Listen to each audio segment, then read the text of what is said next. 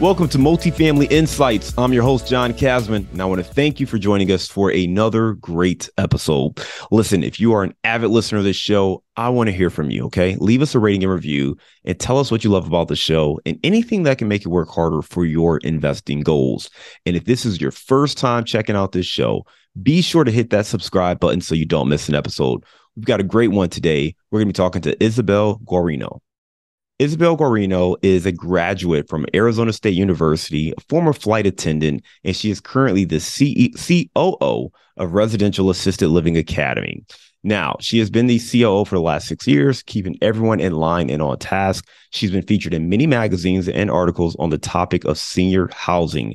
And most recently, she was given the title as one of the top influencers in senior housing. Let's welcome to the show, Isabelle Guarino. Thanks for having me. Happy to be here. Absolutely. Listen, it's great to have you on the show. I went over your bio at a very, very high level. Why don't you take 2 minutes and fill in some of those gaps? Yeah. So I went to school at ASU, got a job after, basically became a flight attendant. And then my dad had been a real estate investor my whole life. So I'd always watched what he was doing, usually single family rentals, but a whole bunch of different things. And he always was dealing with tenants and toilets and drama. And so I knew he made a lot of money doing that, but there was a lot involved in it. So once I graduated and I was a flight attendant, I was loving life, but I was making no money. And I saw what he was doing, that he had switched into just residential assisted living, just senior housing. And I was like, what are you doing hanging out with old people? Like, what is this? So I started asking him more and more. And then on all my off days, I would sneak into his office and just listen and help organize or do whatever. And eventually I was like, I'm going to quit and you're going to hire me. And he was like, okay. And so I was his first employee. And that was when he had one home and one business. And we blew it up to 3 homes, 8 businesses. And it's been a whole lot of fun. Last year he passed, so I took everything on from him from there, but it was a wonderful, wonderful 8 years by his side. Oh, man, listen, I appreciate you giving us that context. And it's great to hear how you kind of grew up watching him do it in a way that maybe wasn't very fun. And you probably had very little interest in doing what he was doing back in the day. But then you realized how he changed his process, started focusing on this, senior housing or residential assisted living. And that seemed to be more intriguing. He probably seemed less stressed, and it seemed like maybe a more appropriate way to get into it. And that led you to coming on. And Gene, rest in peace to your father. He was actually one of our earlier podcast guests. I had him all the way back on episode 36, right? So as we're recording this, we're up over 460 episodes. So that was a long time ago, but we had some great information. And we'll make sure we link to that episode on our show notes here. Listen, Isabelle, you have an interesting background because you grew up kind of watching your dad in the industry, but you went on to do your own thing, right? And you kind of had your own career going and you realized, you know what, I really want to do this. Talk to me about kind of coming in and, playing this role and learning the business from the inside out, being that first employee, and then scaling it to what it is today. Just talk to us about that journey. Yeah, when I first started, my dad had gotten into this because his mom broke her hip. And so my grandmother needed care, and he did quick math, touring homes for her, saying, wait, I'm going to be paying $5,000 a month for her to live here, or I could own the real estate, operate the business, and cash flow $10,000. And she lives for free. This doesn't make any sense. So he got into it really knowing nothing. And so I had to learn through osmosis, through him making those mistakes, which I think has been really cool because there was no one there to teach and train him and or me what was going on. So it was really learning through mistakes, learning through networking, and trying to figure out what everybody else was doing. 80% of this industry is run mom and pop style through immigrants from all across the country or world, I should say. And so it's very different. There was not a lot of professional business owners going into this realm. And so we've really kind of made our way by saying, we're not going to run this mom and pop style, but we're not going to be a big box, super corporate, like a Brookdale Sunrise. We're going to do this kind of in between, this hybrid. And really, it's been catching on. And so it's been a lot of fun being able to watch it grow from just us not really knowing what we're doing to now having thousands of students with homes open across the country. It's really, really cool to be able to watch that transition. Yeah, and you talked about really learning yourself, right? You and your dad trying to figure this out yourselves and kind of, making those mistakes and learning. And then Yeah. you, of course, work with a bunch of students who you're teaching all of them to avoid the mistakes that you all made through your RAL Academy. If you're interested in learning more about that, you can check that out at ral101.com. You've got some great information available there. Talk to us a little bit more about this space, though, because I think for many people, we hear senior housing and assisted living, and some of these terms just they get jumbled up together. We're not quite sure what they mean. So lay the landscape for us. What exactly do we mean when we say senior housing or assisted living and some of these different terminologies? Yeah. So when you need assisted living, it's basically that you need help with 3 to 5 activities of daily living, ADLs, they call them in the industry. So you need help bathing, going to the bathroom, eating, getting up, taking medication, brushing your hair and teeth, whatever that may look like.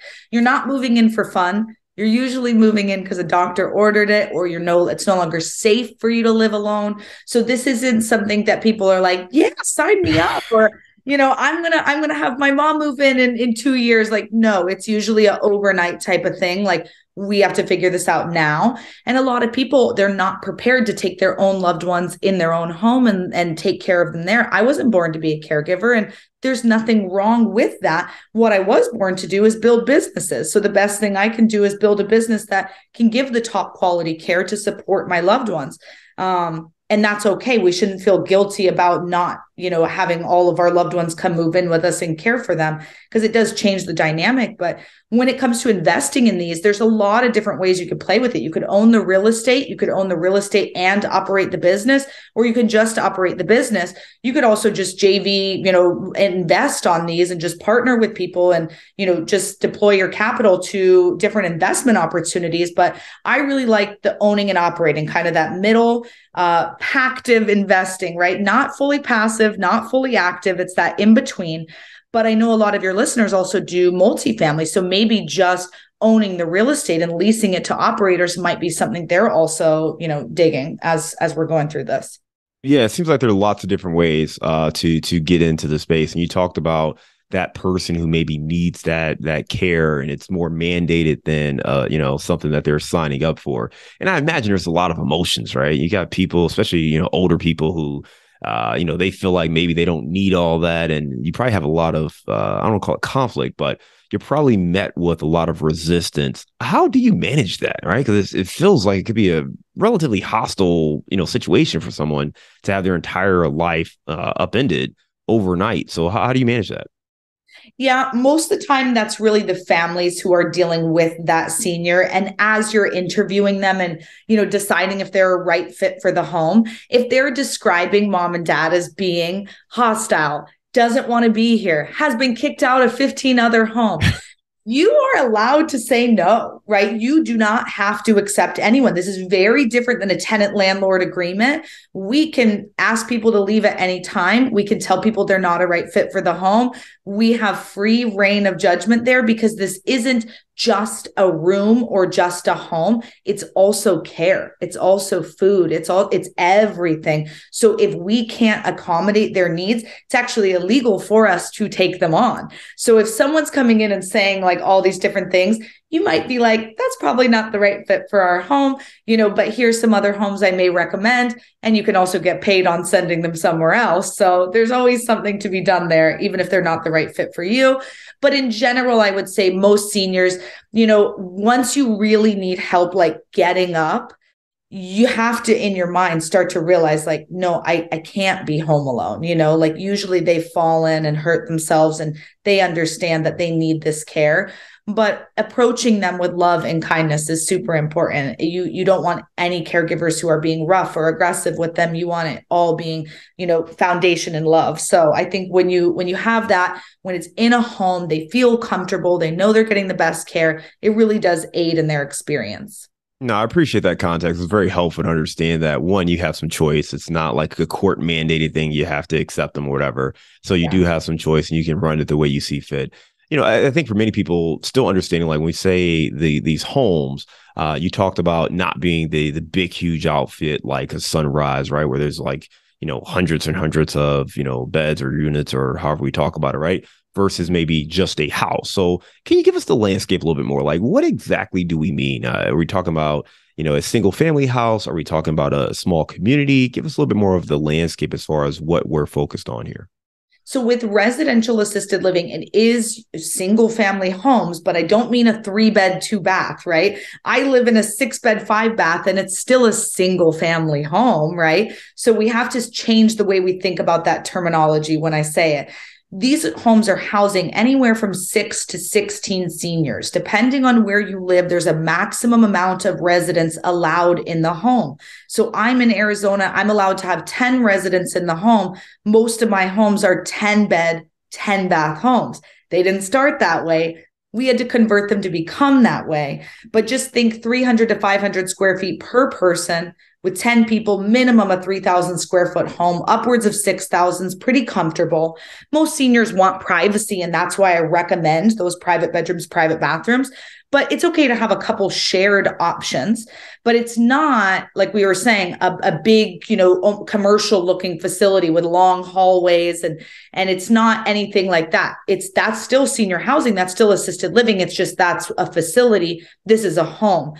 The biggest difference for the senior is the level of care. In the big facilities, it's a 15-to-1 typical resident to caregiver ratio. In our homes, it's 4-to-1 or 5-to-1. So the level of care is vastly different in these facilities versus homes. And to me, that's really what makes the difference. It makes people want to choose that experience. No, it's great to call out, right? Because it's funny, my mother was just here. And I spent some time with her, and she always jokes with me about, what's going to happen when she gets up in age. And that's one of her concerns is like, don't you put me in one of those big homes. And, I think that's the vision that a lot of people have is, being just a number, right? Almost just being another body there for people to collect a check. And you don't get that kind of care. And I think for all of our loved ones, right, we recognize that you want them to have the best care they can get, particularly when they get older in age. So making sure you understand what kind of care, how much attention can they get?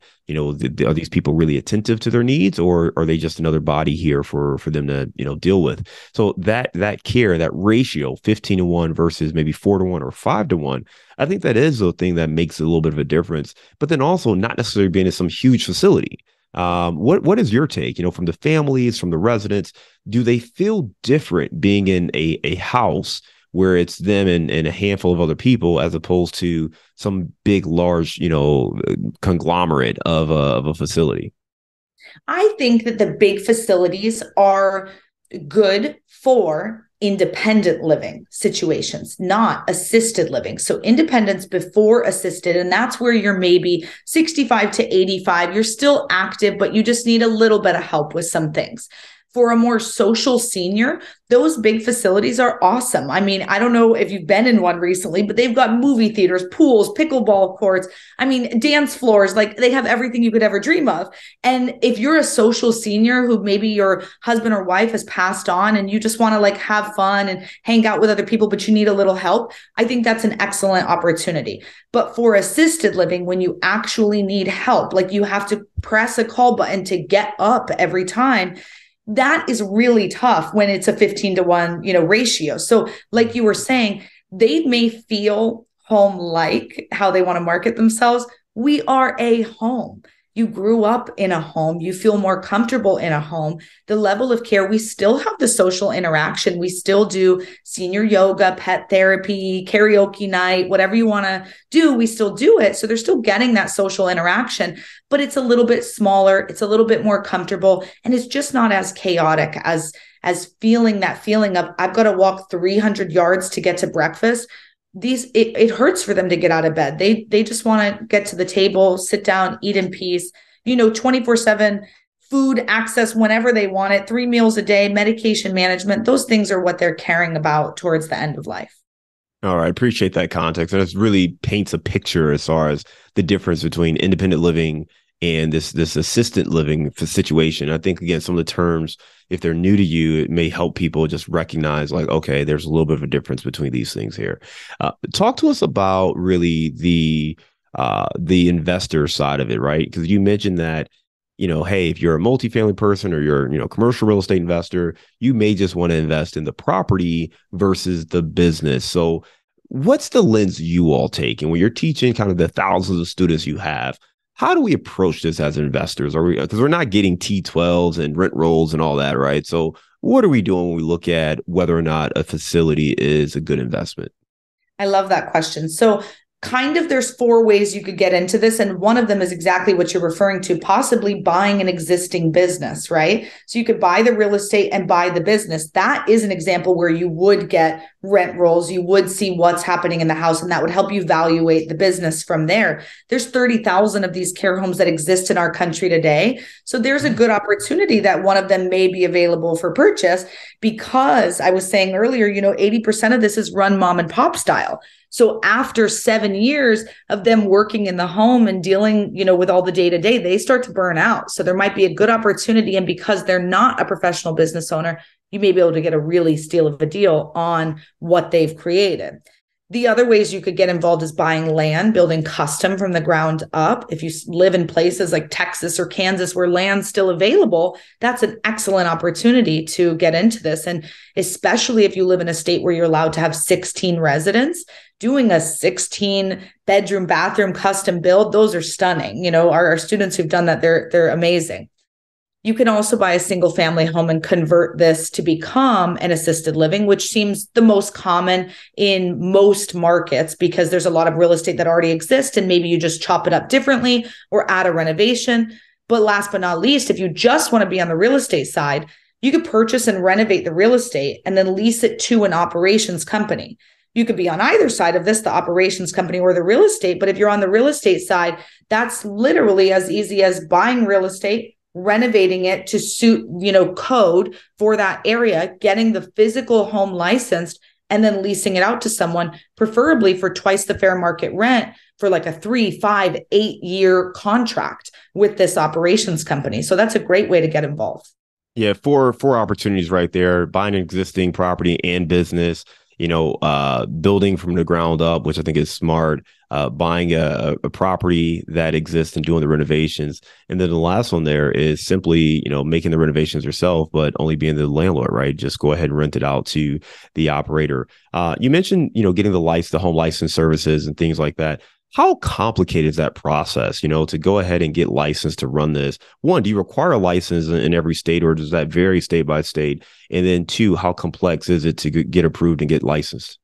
Almost every state, I think, except maybe 2, require a license. So pretty much, yes, you are required to get a license through the state.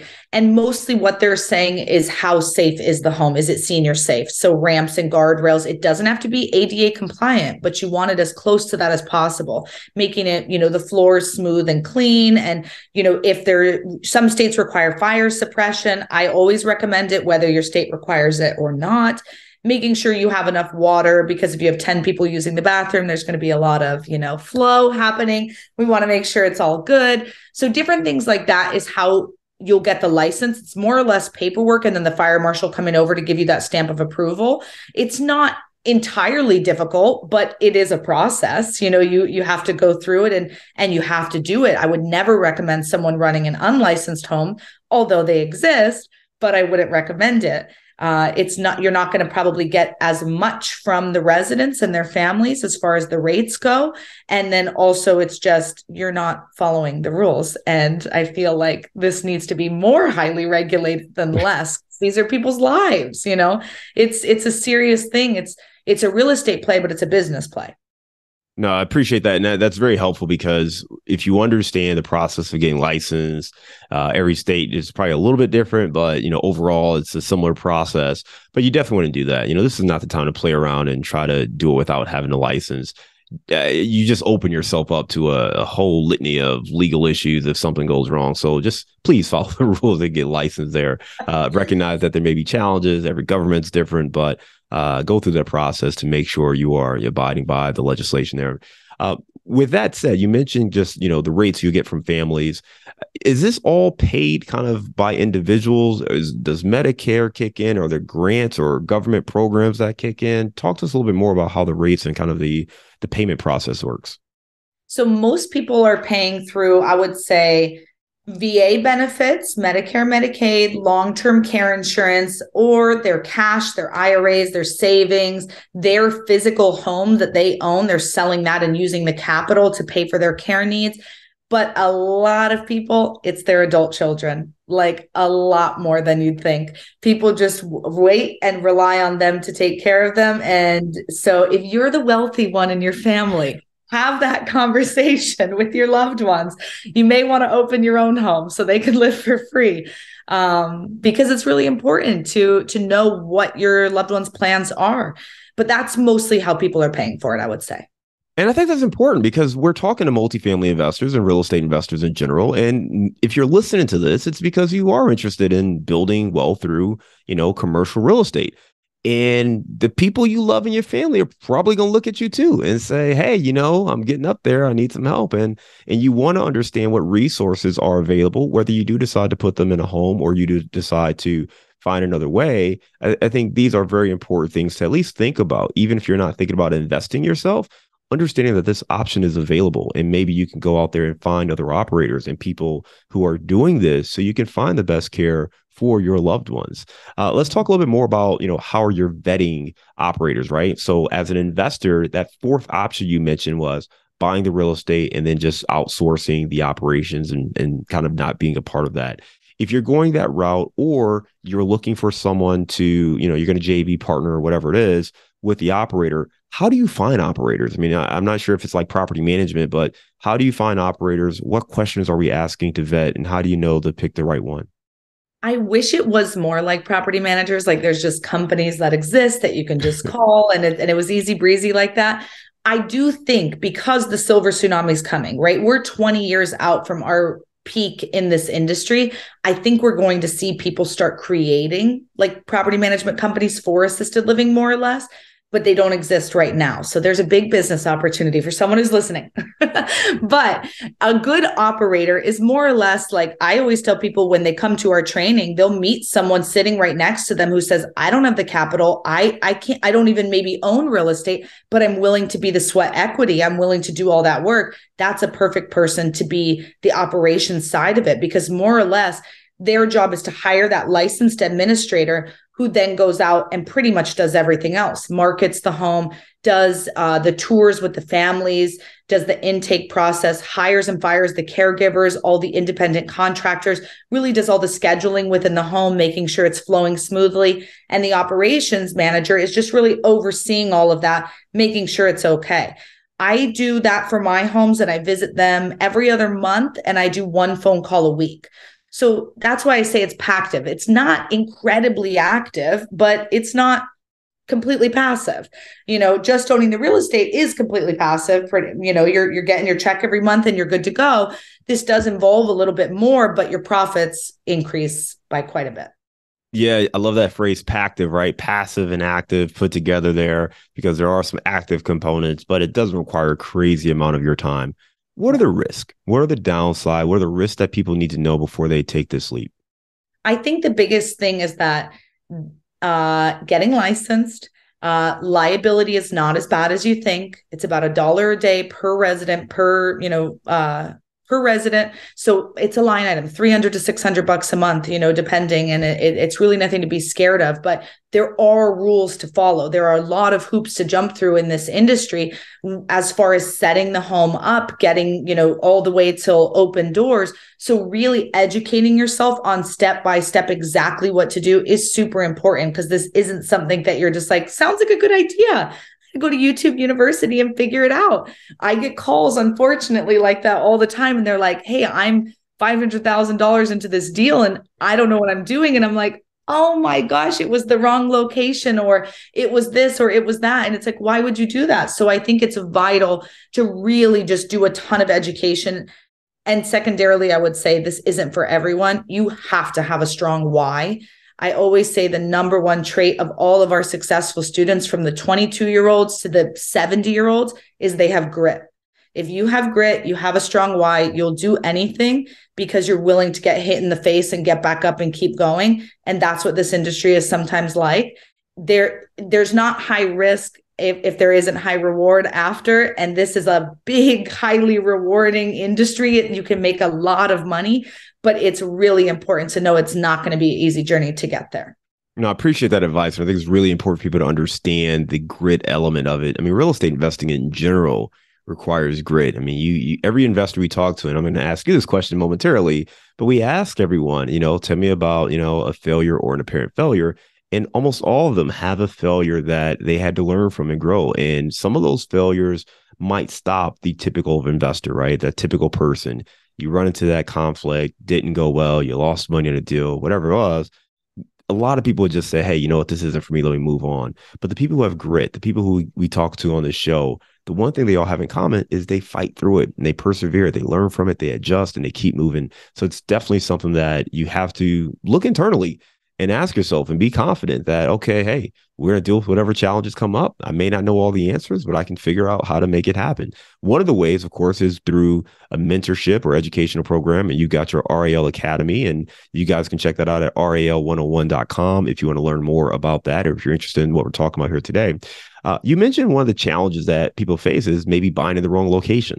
And, that's something that I think is a really important aspect, and maybe is a little bit different here, because obviously this approach, if you're relying on the family members, if you're relying on people to pay for this, it has to be in a place where they actually want to be. So walk me through kind of high level, like what should we be looking for from a location standpoint when we are looking at residential assisted living? When it comes to REL, when I think of location, the next word I think of is demographics. You have to have the proper demographics. I don't care if it's the most perfect home. If the demographics are wrong, I will not do it. So when I say that, what I mean is the 50 to 70-year-olds who are upper middle class, who usually are home owners. You want to be right by them, right? 5 minutes down the road from them, because that is the daughter, Judy, the son, Bob, the adult child who's paying for mom or dad's care typically. And they don't want to drive 45 minutes away to go drop mom or dad off just because it's cheaper. They will pay the rates in their area. That's what they're used to. That's their normal cost of living. So you've got to be near them. Other things I would look for, any new big boxes, any Brookdale Sunrise Atrium that are being built, brand new ones, you want to be at their doorstop, because they've done internal feasibility studies. They know and have determined that there's a lack of beds in that area and that they need more beds. So that means if they're coming, you should be coming too. Obviously, being near, hospitals and fire stations and whatever, those types of things are good. But some location things that regular single family homes would hate, power lines out front, a busy road, that to me is like, oh my gosh, I'll take it all day. Backed up to a Walmart, I don't care, right? Most of my people are hard of hearing anyways. They're not too worried about any noisy things. But the home that other people might pass by and say, not for me. Johnny's going to kick a soccer ball and be out on a main road. For me, that's way more eyes driving by every day. So I love that. So we're already looking for something maybe a little funky. Maybe, a lot of seniors are already renovating their homes and adding ramps and guardrails and things to make it safe for them. And now as a single family comes in, they're like, how would we make this work? And you're like, I see it all day. I got it, So different funky things that other people aren't looking for, we are, but demographics is number one by far. Great insights right there. When you think about the demographics, you talked about where the 50 to 70-year-old lives, and maybe being 5 minutes away from them because that's where they want to be. Is there like an income number, a threshold, and obviously it's going to differ by market, but is there an income number you look at that says, hey, a typically rule of thumb, it needs to be at least here, or anything like that gives you some guidance? Twice the median income. So whatever that is in your area. In the US, it's I think it's 60 or 70K. So about twice that, between 120 and 140. But in your area, like I was living in San Diego for a minute and the median income was 100K. So then in San Diego, I'm looking for 200, right? So twice the median income. And you can find demographic stuff on like citydata.org or mavoto.com. Honestly, just Google your zip code and then write the word demographics, and some cool websites will come up that show you how college educated people are, how much money they make, all sorts of cool stuff.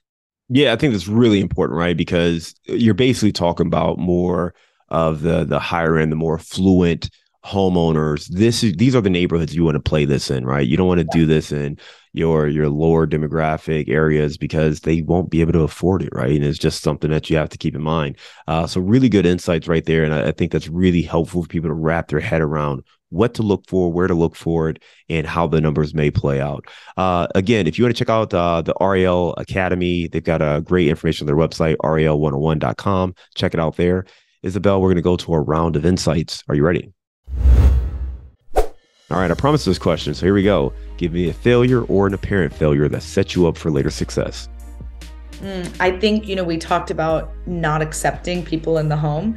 And there was like a family who we probably shouldn't have accepted. And it's the only resident in 10 years in business I've ever had to ask to leave. And I should have known from the beginning. So I think just being stricter on that and following my gut with that, it was a lesson I will never forget. All right.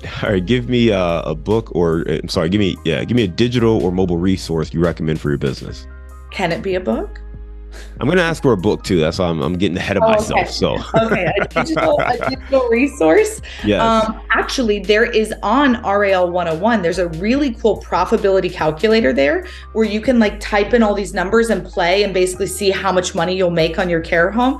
If you hate math or you're a math nerd, it's super fun because it's very easy. So you could play all day and see the projections of how much you can make, your investors will make. So I like that tool, the profitability calculator.